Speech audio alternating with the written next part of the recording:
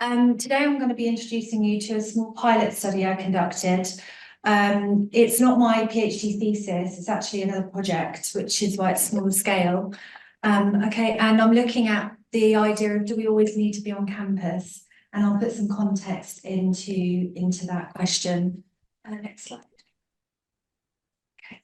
So I'm I consider myself a qualitative researcher, and I like to look at the subjective lived experiences of people, of students. So I'll tell you a bit about myself. So I'm a second year postgraduate researcher. I'm part-time, so I'm actually my fourth year, but this is my official second year. My research interest is generally international education online through the eyes of the international student, but in the UK. But this particular study is looking at all students, but comparing it to between students that are on campus and students that are online. I've also got a number of roles, and I've mentioned this because I think it's quite relevant to this idea of belonging. I'm a PTA. Different universities call it a different thing. That's my acronym. So postgraduate teaching assistant. I'm paid by the university to assist on certain modules within the postgraduate school of education. I'm also a peer culture secretary. This is not something unique to Exeter, but I would say that we're pretty good at doing this. We've got funding. I'm paid, if you like, but I would do it for free, to run social and research activities for postgraduates. Specifically, I'm aimed at those who have children. So students that are in the university community that are also got work and child commitments, and then I look at ways of how they can be better supported to give them a greater sense of belonging within the wider community, which is quite difficult when you have those additional responsibilities. And I have my own desk space within a shared office. I mention that because this is where my idea came from. I go into university, I'm part-time, but I'm pretty much there time. And there's nobody there, and there's all these desk spaces, and you have to wait months to get a desk space at Exeter. And you think, well, where is everybody? They can't all be in field work, they can't all be sort of jotting, where are these people? And this got me to question, like, well, if we're researching and we're not there, do we really need to be on campus? So this could, everyone in terms of their perspective could look at sustainability. Do people need to travel halfway across the world to be on the campus when we're not there anyway? So these are some of the ideas of what prompted me to look at this particular area. And I've just put down my university experience. I've done a mixture of on-campus and online. My online degrees were chosen. It's nothing to do with the pandemic. I had chosen to do them online. Interestingly, I started off at Exeter as a distance student, chosen because of my family situation. I have children. Then COVID hit. It was an amazing experience. I loved it. And then COVID ended, and then I didn't love it so much because the door had been closed on us. So I made a conscious decision to go on campus. So I moved from Kent to Devon. I was able to, and now I'm registered on campus. And there's my office. My office is in that building. So it's quite a nice environment, but still lots of people aren't there. Okay, next slide, please. So this is what I'll be discussing, similar to a general outline of a research paper. I'll be briefly going the literature, looking at briefly the methodology, but I'll be really focusing on the discussing findings of this pilot study. I wasn't sure if this was an interactive thing, so I had a group activity, but actually it was the questions and then some recommendations. Next slide, please. So those that do research would know that if you do a pilot study, you have to decide if it's worth continuing. So at the moment, I'm sort of between 1 and 2. So I've put a Menti there. We're not going to link it, but if you have any points you'd like to raise as a research student, I'm always open to feedback. So if there's something you feel that I'm missing, or there's part of the pilot you feel, oh, that you would have dug deeper, please mention it on the Menti. I'll be really interested to get your feedback on that. Okay, next slide, please. Next slide. So when I was looking at the literature, I had to look at a number of variables to think about, well, why aren't these researchers not on campus? So some of the ideas came out of, well, what is causing that, or what could be the cause in the future? So we all know as educators that the current university model is not working. It's not sustainable, running out of money. So would one of the answers be that we move more people into that distance-based research? Could be a potential recommendation. Also looking at the current literature, that we're now challenging the idea of the traditional university space. COVID was a catalyst on that. And distance learners have a number of spaces that they learn from. Do you actually need to be on campus to be a fully fledged researcher? So that's another thing that I picked up from the literature. The cost of living crisis, this is going to come out in the data, is having an effect on the way that we view being on campus. But I'll delve more about that in the findings. And then the big one is work and family responsibilities. Most postgraduate researchers that I know personally have family or they have a job. I don't know many that don't, even ones that are international students, that are scholars, that are here on a scholarship, but still having to work. So I'm not really sure, I felt like I wasn't, but perhaps this is more of a feminist perspective. Again, as a pilot, you sort of grow and learn as you go through the study. But 51% of home students and 48% of international students are female. Of researchers, sorry. So it makes you think about that half of the cohort, how much of those are carrying those additional responsibilities? And that has a huge effect on the way that we spend our time or how we can spend our time in the traditional university space. Next slide, please. So student satisfaction is a huge measurement on how stakeholders, course leaders, lecturers, how they conduct their courses, how they implement the student experience. This has a huge impact on how it's done. But on the recent postgraduate student survey, 80% generally said we're having it's good, it's fine. But the biggest disparity was between online and distance students with an 11-point difference. So that shows that still the delivery of the postgraduate experience is still a way to go. And also looking at hybrid practice. This is an area that's talked about. This is nothing new. But I would argue that it's slightly new in research. Nobody talks about it in a postgraduate research perspective. So how do we do it? Do we alternate between online and face-to-face? There doesn't seem to be a conclusive recommendations of how this could work. Even still, I still don't know. I still don't think we know how this can actually work. Next slide, please. So in terms of my methodology, these are my research questions. I'm conscious of time, so I don't really want to read slides out to you. But I looked at on-campus and distance presence, I looked at additional responsibilities, and I looked at advantages and challenges of the learning modes to overall guide my research. Next slide, please. So as I said, this was a pilot survey. And what I did is I used open-ended questions. There were a few demographic questions and closed questions at the beginning, but the majority were all open. And it was purposeful sampling because of my connections within the university, teaching assistant, the cultural secretary. I have a list of people that I was able to send not that I know them very well, but I know of them. So I had a group of people that I could send my pilot study out to. If I do progress with this research, I will be putting it out into a demographic. Next slide, please. I'm sorry, I forgot to mention, I only had 16 respondents at this time, but I had a good mix between, I think it was 10 on campus and 6 online. So it was a good mix between both researchers. So I did thematic analysis. I'm an interpretive researcher. And I did this using NVivo, so I coded themes and the themes emerged from the data. I didn't go with any themes before I started it. Next slide, please.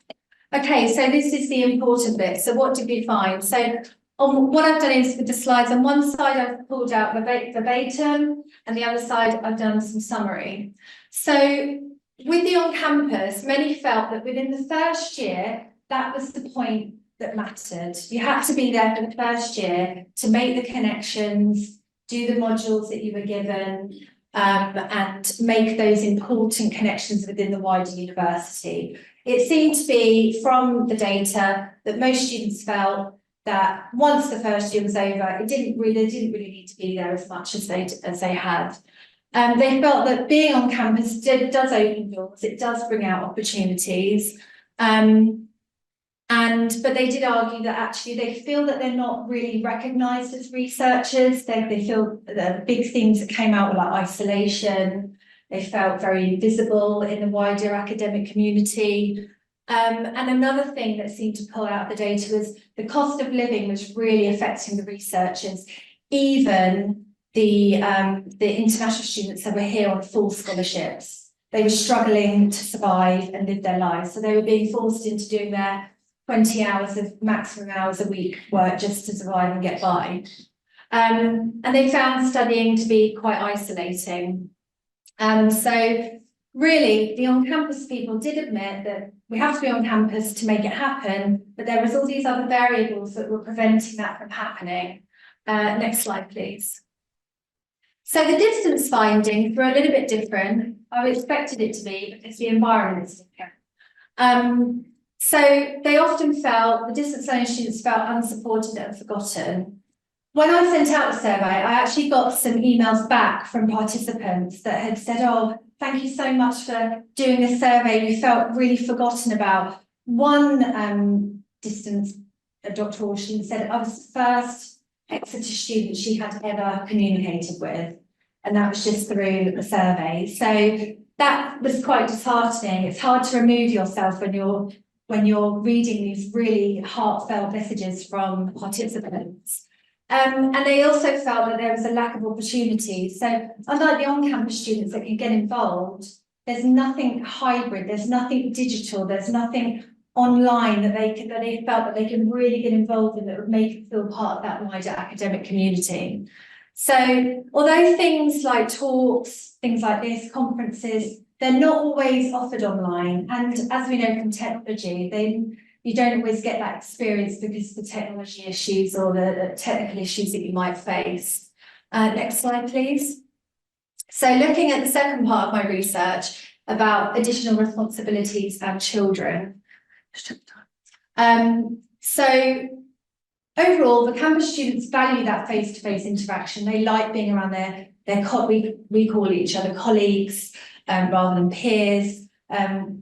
They like to be in that environment, but there's a lot that's hindering that experience. Many of the parents that were PGRs that reported that their children, their family life really do take them away from that environment. And those with accompanying families, with husbands, the women still seem to be reporting that they were carrying the load. The men, PGRs, tended to feel like they had more of a place on campus. The women were often felt divided. It just happened to be that most of the respondents to my survey had children. It would be interesting to look at a bigger participant base where you see those that are not with children. So this is just based on what I found.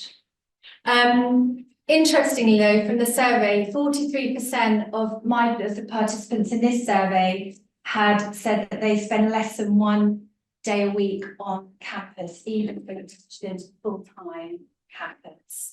So it goes to show about all these things that are going on externally that are affecting their ability to be there. But they do highlight the importance of being there, but just the difficulties. Another thing that came out, which was quite interesting, was the cost of travel. So students that might live within an hour of the university felt that it just costs too much to travel in, too much to park. So they're just choosing to do most of their work from home instead of actually going onto the campus. Next slide, please. So looking at this online, students often felt, have you gone back? You've gone back. Yeah. Next one. Thanks. So looking at the advantages and challenges, the distance students said that they felt like they weren't really recognised as researchers within the university, and that correlates with the other ideas of the lack of sense of belonging and isolation. They really they want to interact, they want to do things, but there's nothing in place for them to do it. So it's clear some of them had jobs, most of them had reported either caring responsibilities or they had jobs, but they still wanted something beyond just their research. But some of the positives were the digitalisation of the campus. At Exeter, I know because I was a distant student, I know it went very digitalised. So the resources generally were reported to be very good, but that's just part of the experience. It's the human interaction that was very much missing. Next slide, please. Is that next slide? Yeah, thanks. So the advantages of the on-campus students, the opposite, they felt they had better access to people, some did anyway. They felt that it was easier to form study and research groups. So if you wanted to do a paper or you wanted to write something, it was much easier. You would have a cohort that you could connect with or join a group or an activity. There was definitely a lot more going on campus and there naturally, but they seem to be nothing for the distant students. Some said that actually being on campus encourages them to research. Just by being there alone is enough to give them that motivation and drive to write. So it really does depend on what's going on in your life, depending on how you view the campus space. Some of the negative points were distractions in shared spaces. So at the beginning of the slides, I put I'm in a shared office. I can attest to this. I share a beautiful office. It's very Hogwartsy, if you like. I love being in there, but it's like 19 desks, and you've either got to be really quiet because everybody's researching, or if you start to talk, it disturbs other people. Where do you go? So you feel a bit of a nomad. Like, where do you go? Where is your space? And that was reported by a few participants. And then again, the family responsibilities really did limit the students being able to get on campus, things like their child being sick, or one of them was, I can't afford the childcare anymore, I'm just going to study from home. There are no checks to see if you're there. If you're there, you're there. If you're not, nobody's looking to see if you're actually around. So what does this do? This made them feel there was a real disconnect in their wider sense of belonging, that these external factors really were affecting their ability to feel part of the university life. Next slide, please. So in summary, the main things that came out of this data was a sense of belonging on both parts. Distance and on-campus students felt like their sense of belonging, especially those who were parents. Sorry, I've got a dry throat. And the study spaces. Where do you go to research, but where do you go to socialise? Some, like in the main, I don't know if any of you have been to Exeter, we have two campuses. We're in the School of Education, we're on the old campus. So the spaces are actually quite limited. The doctoral college is at the main campus. So you don't have a space that you can go. And if you do, it takes you away. You don't really want to leave your desk because you want to do your work. So a lot of the participants had expressed this, they were tied between, well, do I put myself out there to the wider community and make friends and do stuff with it, or do I just stick to my research, or do I go home and look after my kids or do my laundry? And these words came out like, well, if I'm at home, I can look after the dog, or if I'm at home, I can do the laundry and I can do some research. So these were some of the things that were being pulled out of the sort of the little nuances within the data. Next slide, please. So I'm going to skip that one. Okay, so recommendations. So I would argue, just based on this small study, that we could consider moving into a more hybrid space within postgraduate research. So this is something that's not really looked at in scholarship right now. It's not doctoral experience. There's things that are emerging about parental PhD students with children, but how do we bring this community of distance researchers and on-campus researchers together? So a hybrid model might work. So that's my reminder. Stop, Lyndsey. So it could be that what that looks like, I'm not sure, because it's always easy with these things in theory, but putting them into practice is another thing. Technology has a huge part to play in that, and if the development of technology is not there, it's hard to put these things into place anyway. But I really do feel, because I have been a distance postgraduate researcher and on campus, I feel the value in bringing that community together. Things can be done that could bridge that gap. What would it do? It would give the people with responsibilities greater autonomy on where they spend their time. If they need to be at home, they can be at home because things are going to be delivered online. And that does happen in some cases, but not all the time. But really what it does is it hugely benefits the distance learners, because they now have this new space where they can communicate and grow and network within the wider university community.